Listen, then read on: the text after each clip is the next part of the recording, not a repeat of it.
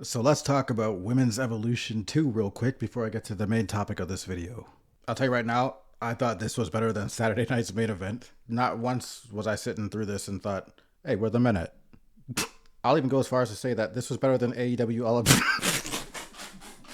Whatever. So Women's Evolution 2. This was looking to be a disaster beforehand. People were panicking because WWE was on some last minute nonsense. Because from what it sounded like, apparently somehow 90% of the event was built around Liv Morgan before she got injured. Or at least that's how reports made it sound, which I don't even know how that works, but okay. There were 7 matches on this card, which is pretty decent, more than they usually do. So the standouts in this event for me was the Fatal 4-Way Tag match, and then the other match I was paying attention to was the Evolution Battle Royale, because I don't really watch NXT, so I got to see some of them. So the first match, Becky won the triple threat, which is fine. I probably would have had her retain here too. JC Jane versus Jordan Grace. Again, I don't watch NXT, but correct me if I'm wrong, is this not like the fastest heel turn I've ever seen in my life?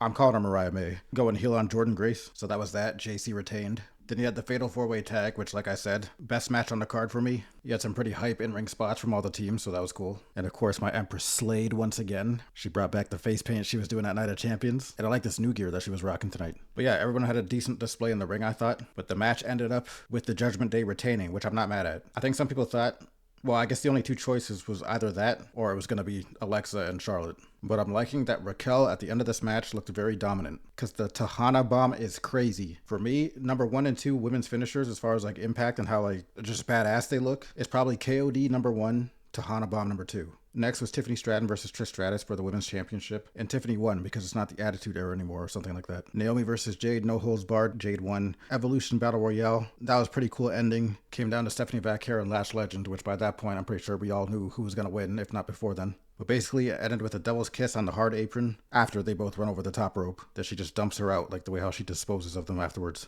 Like, it looks so disrespectful, but, you know, I'd take that. What? Next, you had Io Sky versus Rhea Ripley for the Women's World Heavyweight Championship. And I'm not going to lie, I could not get fully into this match. There was too much bullshit going on surrounding this match as far as all the factors involved. One being I knew Io was not going to retain, which meant that this championship reign was crazy. Correct me if I'm wrong, but since she won it, did she even defend at one time? She had it for what? A few months at this point, and this is her first defense. I don't know if I'm correct on this. I don't even want to look into it. I'm scared. But I guess I'm glad that Rhea didn't win direct. But the way how they cop out, protect, go about it, or whatever, they did that tired ass trope where the referee gets hit accidentally by the other opponent, Io Sky in this case, off of a springboard dropkick. And then the other motherfucker want to immediately lock in, go 100%, and hit a finisher with all their might just so that they can get a 5 count with a dead referee. Like, what? So Naomi cashed in and made it a triple threat, and then basically capitalized off of a briefcase hit because a triple threat has no DQ. So she does that, dumps Rhea out the ring, then hits her split-legged moonsault on Io. Editing Tyzik here. So before people freak out, I decided to watch this match again and properly let it cook or whatever because I saw on Twitter everybody saying how this was like the greatest women's match of all time. People talking about 5 stars and all this. So I watched it again and I wouldn't say all that. The match was definitely good, but between how good Io is and how popular Rhea is, I think a lot of bias just like seeped into there because it seems like Rhea fans, like I guess, really want her to be recognized for having the greatest match of all time. But yeah, good match. I got gaslit into watching it twice. Congratulations. Back to the video. So Naomi's the new champion, which I'm actually pretty hyped for. But why am I skeptical that this was the original plan? Either way, this event was pretty good. I think I'll give it 7 or 7.5 out of 10. Might have been 8 if Beyonce joined the Battle Royale from across the street. But now for the real topic of the video, which goes hand in hand with this. The future of the women's division and rivalries. The importance of rivalries. So WWE is on some weird timeline where when you take into consideration their pacing when it comes to storylines and whatever, just making a move on anything, committing, and where we're at now, it feels like they're halfway skipping a generation. For example, when it comes to the faces of the women's division, right now, it should be Bianca Belair and Rhea Ripley. And Bianca's injured right now, obviously, but all the way up until this point recently, it feels like they're hard focusing on Rhea, acting like Bianca's last generation, and then just putting Rhea up against 2 new picks like Liv Morgan and whoever else has the belt at the time because Rhea's rival isn't a person, it's the belt. Good legends live and die off of a good rival. If you take The Rock away from Austin, then Austin is nothing. What is he, a McMahon feud who is now canceled? What's his career after that?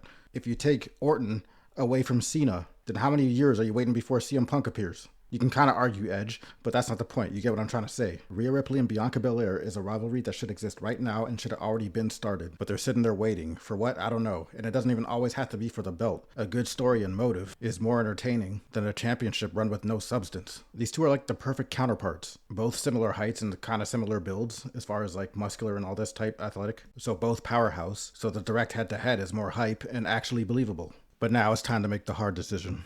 Who do you make babyface and who do you make heel? If you're trying to make the objective right decision without biases. The way how they have them both set up now, there's two very different things going on here, but one side is really extreme. My older sister, who also watches wrestling, who I kind of only recently started talking to about it because I didn't know that she was watching it too. But WrestleMania Vegas, the triple threat between Io Sky, Rhea Ripley, and Bianca Belair. So she was texting me about this, and she's basically like, oh yeah, well yeah, who do you got in this match? Like, who you liking or whatever. And I said Io Sky, because if you know me, I like the in-ring, and I knew Io Sky from before. And then I asked her, and she picked Rhea Ripley. I was like, damn, that's messed up. None of us picked Bianca. So I come to conclusion that although I think when it comes to babyface and heel, there's like a weird kind of paradox where whoever you turn heel, I think that's gonna cause an increase of popularity. Which is not a bad thing in this case because these two seem to have very different fans at the moment. So we shouldn't be trying to try hard to micromanage this. Because I stand by the fact that heel Rhea Ripley is better. 2023 Rhea Ripley, Judgment Day Rhea Ripley, and her current success is riding off the coattails of those efforts.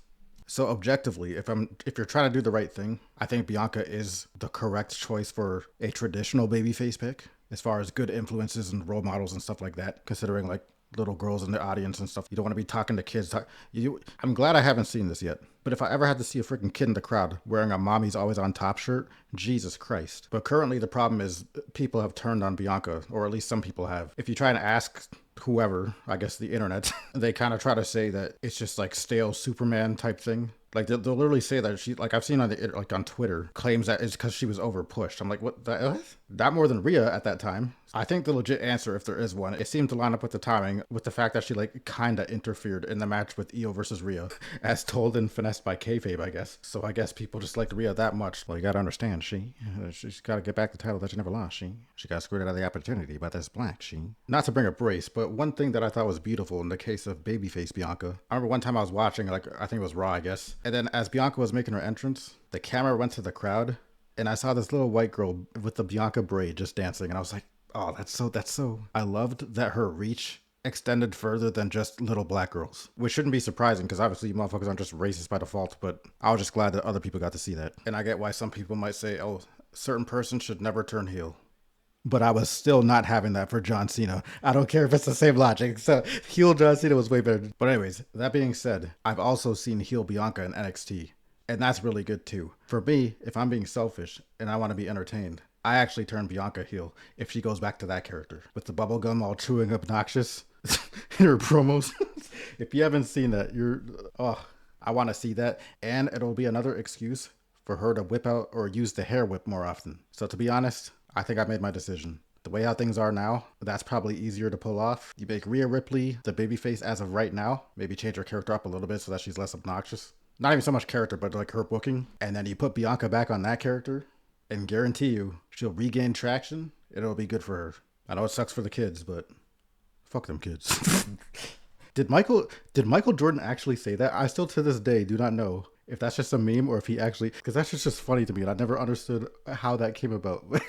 But anyways, that's kind of all I got to say about that. A little bit of a women's evolution review and my thoughts on rivalries and the two faces of the women's division, as should it be right now, Bianca Belair and Rhea Ripley. Toxic Thunder, and I'm out. That core area really getting lit up.